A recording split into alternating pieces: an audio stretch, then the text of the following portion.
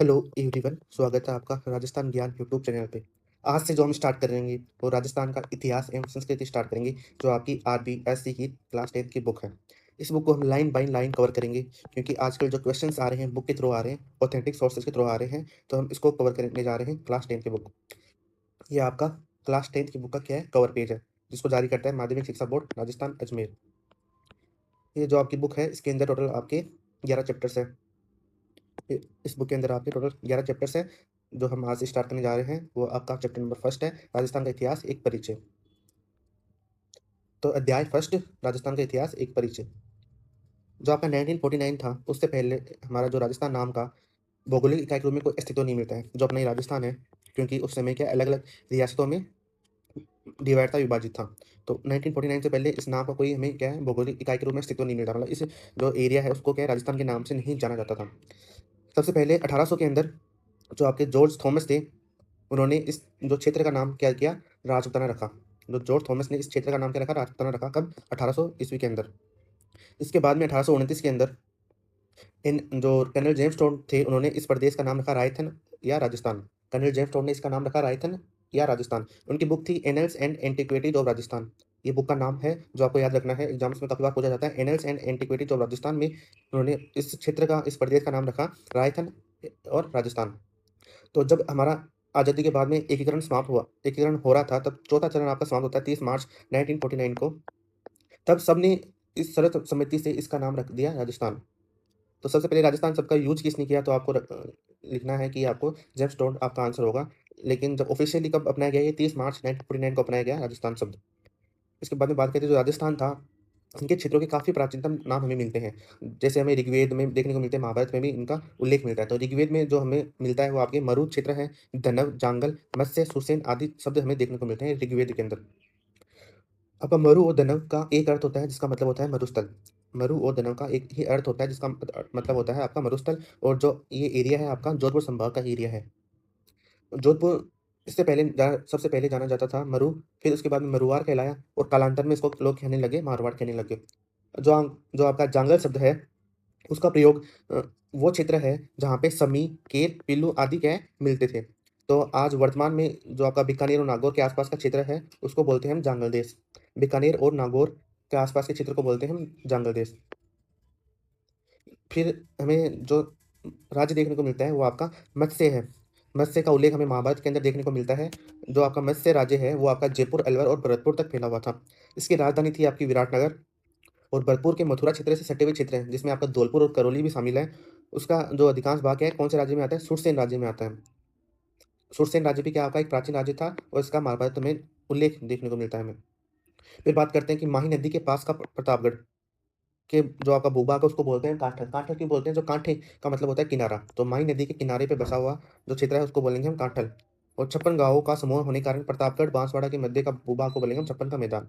तो 56 गांवों का समूह होने के कारण प्रतापगढ़ बांसवाड़ा के मध्य के एरिया को बोलेंगे हम छप्पन का मैदान। फिर बात करते हैं तो बिसौरगढ़ से लेकर बिजोलिया तक के जो पठारी क्षेत्र है उसको बोलते हैं ऊपरमाल का के नाम से जाना जाता है। बिसौरगढ़ कहाँ आपका चित्तौड़ के अंदर आता है, और बिजोलिया कहाँ आता है आपका भीलवाड़ा के अंदर आता है। तो इस दोनों एरिया के बीच में जो भी पठारी क्षेत्र है उसको बोलते हैं ऊपरमाल। उदयपुर के आसपास का प्रदेश पहाड़ियों की अधिकता के कारण गिरवा कहलाता है। जो उदयपुर है और उसके आसपास का एरिया है वहाँ पे क्या है, पहाड़ियाँ बहुत ज़्यादा है, तो उस एरिया को हम बोलते हैं गिरवा। अब जैसलमेर का प्राचीनतम नाम क्या है, मांड। और डूंगरपुर और बांसवाड़ा का क्षेत्र क्या कहलाता है, बागड़। कोटा और बूंदी का प्रदेश हाड़ौती के नाम से जाना जाता है। किसका नाम से, हाड़ौती के नाम से जाना जाता है कोटा और बूंदी का एरिया। सिक्कर, झुंझुनू और चूरू का क्षेत्र शेखावाटी के नाम से जाना जाता है। सिक्कर, झुंझुनू, चूरू का एरिया जाना जाता है शेखावाटी के नाम से। अब बात करते हैं हम इतिहास का काल विभाजन। अब तक हमने देखा राजस्थान के प्राचीनतम नाम जिनका महाभारत और ऋग्वेद में उल्लेख मिलता है। तो अब देखेंगे हम इतिहास का काल विभाजन। जो मानव था उसका संपूर्ण इतिहास 3 कालों में विभक्त किया जा सकता है। पहला आपका प्राक युग, दूसरा आपका आदि युग, तीसरा आपका ऐतिहासिक युग। तो जो आपका सबसे पहले प्राक युग है, इतिहास के उस काल को बोलते हैं जहाँ पे जो आपका ज्ञान है उसका कोई भी लिखित साक्ष्य उपलब्ध नहीं मिला है, और जो मानव लेखन कला से क्या है उस समय अपरिचित था।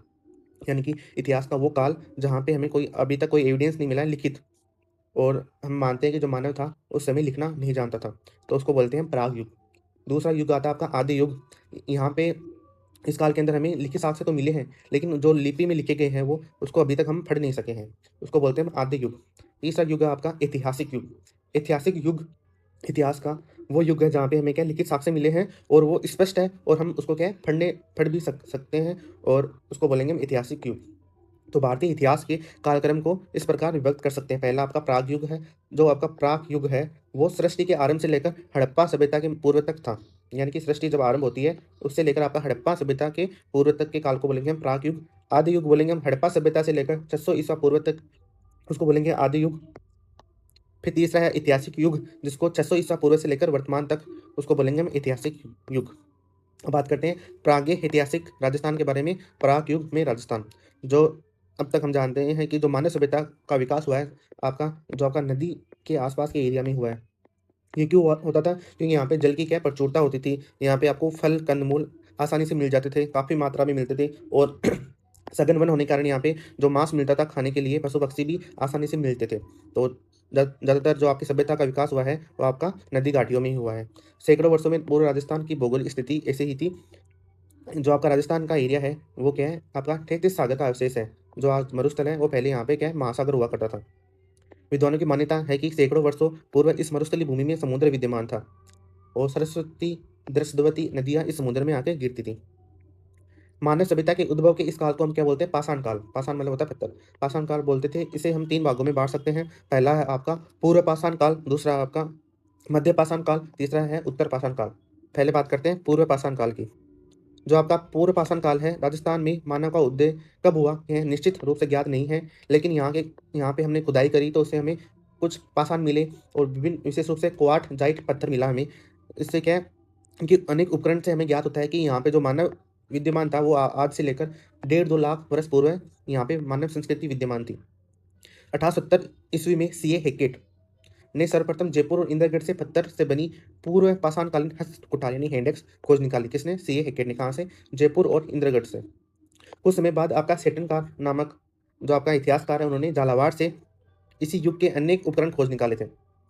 इसके बाद में आपकी वीरेंद्रनाथ मिश्र, राजस्थान पुरातत्व एवं संग्रहालय विभाग के R C Agarwal, doctor Vijay Kumar, Harishchandra Mishra आदि विद्वानों ने राजस्थान की पूर्व पाषाणकालीन सभ्यता और संस्कृति के विभिन्न पक्षों को सामने लाने में सराहनीय योगदान दिया।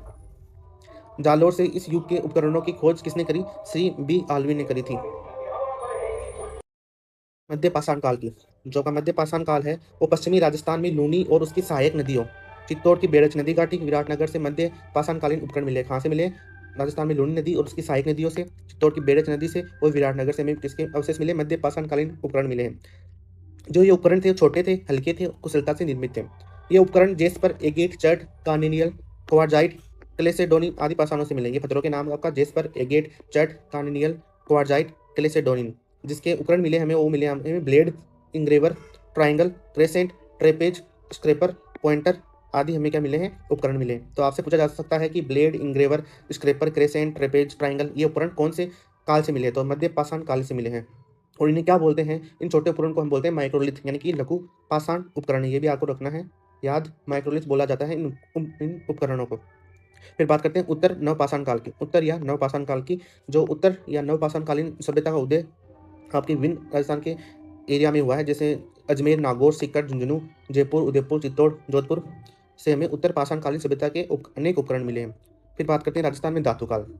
राजस्थान में धातु काल की बात करें तो ये आपके ताम्र पाषाण, ताम्र ताम्र कांस्य काल आदि है, जिसमें आपका याद रखना है ताम्रकालीन संस्कृति। इन एक एक धातु जो है आपके उनके कालकों में कौन सी सभ्यता थी हमें ये से याद रखना है। राजस्थान की ताम्रकालीन संस्कृति के प्राचीन स्थलों में गणेश्वर आपकी सभ्यता सिक्कर के अंदर है। ये आपकी ताम्रकालीन संस्कृति के नाम है। गणेश्वर आपकी सिक्कर में आती है। कालीबंगा आपका हनुमानगढ़ में आता है। गिलुंड आपका राजसमंद में आता है। आहड़ और जाडोल आपका उदयपुर में आता है। पिंड पाडली आपका चित्तौड़ में आता है। कुराड़ा नागौर में आता है। साबड़िया पुग्गल आपका बीकानेर में आता है। नंदलालपुरा किराड़ोद चितवाड़ी आपका जयपुर में आता है। एलाना जालौर में आता है। बूढ़ा पुष्कर अजमेर में आता है। कोल माहौली स्वामित्वपुर में आता है। मला आपका भरतपुर में आता है। ताम्रकालीन संस्कृति के नाम है ये। जैसे आपका गणेश्वर, कालीबंगा, गिलुंड, आहड़ ये फेमस है, लेकिन आपको याद रखना है पिंड पाडलिया चित्तौड़, कुराड़ा नागौर, साबड़िया पुगल बीकानेर, नंदलालपुरा किराड़ोद चितवाड़ी जयपुर, एलाना जालौर, बूढ़ा पुष्कर अजमेर, कोल माहौली स्वामित्वपुर, मला भरतपुर। क्योंकि सभ्यता के नाम देखिए ये कहाँ पे स्थित है, ये आपसे पूछा जा सकता है और कौन-सी संस्कृति है ये, ताम्रकालीन संस्कृति है, ये भी आपसे पूछा जा सकता है। लोह काल की बात करते हैं हम, लास्ट आपका लोह काल, ताम्र और कांस्य के बाद में आती है लोह काल, जब मानव को ज्ञान हुआ इसका, तो क्या है जो ये पूरा इतिहास को बदल जाता है, क्योंकि जो आपका लो आयरन है उसको पिघलाना आसान था, उससे हथियार बनाना आसान था और कृषि उपकरण बनाना आसान था और इससे जो हथियार और उसकी कृषि उपकरण की क्वालिटी में क्या सुधार आया। तो राजस्थान में नौ है आपका भरतपुर के अंदर, जोधपुरा, जयपुर के अंदर, सोनारी, झुंझुनू के अंदर, रेड, टोंक के अंदर आदि क्या आपके लोहा संस्कृति के उदाहरण हैं, जहाँ से हमें हथियार और उपकरण मिले हैं। नौह से प्राप्त जो अवशेष मिले हैं हमें, यानी कि आपका नौह भरतपुर वाला जो संस्कृति है, सभ्यता है लोहाकालीन, यहाँ से क्या होती है जो भारत में जो लोह युग के आरंभ होने की सीमा निर्धारित करती है। और जोधपुरा तथा सोनारी से लोह गलानी की भट्टियाँ मिली हमें। कहाँ से? जोधपुरा तथा सोनारी से हमें मिली है, लोह गलानी की भट्टियाँ मिली हैं। और रेड को तो लोह सामग्री की प्रचुरता के कारण इसको क्या बोलते हैं? राजस्थान का टाटा नगर बोलते हैं। किसको बोलते हैं? रेड टोंक को बोलते हैं राजस्थान का टाटा नगर, प्राचीन राजस्थान का टाटा नगर, क्योंकि यहाँ पे जो लोह सामग्री है काफ़ी मात्रा में मिली है। फिर लोह काल के बाद हमें जो सभ्यता के अवशेष मिले हैं उसमें आपको स्लेटी रंग की चित्रित मृद मिले हैं। इस संस्कृति को हम बोलते हैं पेंटेड ग्रे वेयर, पीजीडब्ल्यू संस्कृति के नाम से जाने जाते हैं। और इसके अवशेष हमें मिले हैं विराटनगर से, जोधपुरा, जयपुर से, सोनारी, नौहर आदि स्थानों से मिले हैं। इस संस्कृति का उदय होता है 600 ईसा पूर्व से और इसके पश्चात भारतीय इतिहास के साथ राजस्थान के इतिहास का भी ऐतिहासिक युग आरंभ हो जाता है। तो अब तक हमने देखा राजस्थान के प्राचीन नाम, राजस्थान नाम कैसे पड़ा और काल को हमने अलग-अलग विभाजन किया, फिर धातु काल को देखा। इसके बाद में हम देखेंगे राजस्थान की प्राचीन सभ्यताएँ। आपका चैप्टर फर्स्ट चल रहा है। आज की क्लास में इतना ही। धन्यवाद।